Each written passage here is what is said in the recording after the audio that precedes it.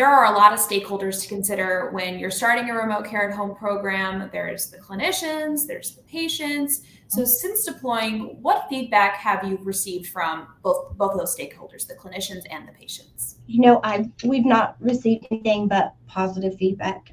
We have been going a little over a year now with patients in the service and in the program, and we've had so many patients write wonderful letters about how this is where they want to be. They want to be at home. They want to be able to stay home even when they're sick, and that they feel like they healed easier, they healed better, they healed faster.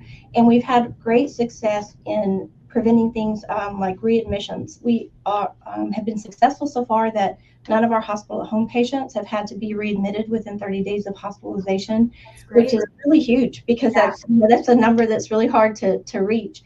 So the fact that we've been able to keep them out of the hospital once we've brought them home has been really something that the patients have loved.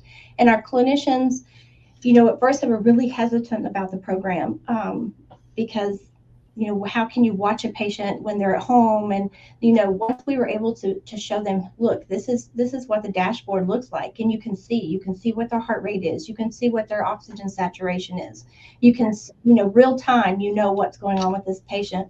And once we could show that to them, it made so much more buy-in from the physicians and the clinicians that they felt comfortable with them being in a home environment when they knew they could actually see what was going on with that patient. You didn't have to just wonder, is this patient okay? So that made a big difference in both the clinicians and the patients being comfortable and feeling safe at home. I think it gave them a safety net that we wouldn't have without the remote patient monitoring in place.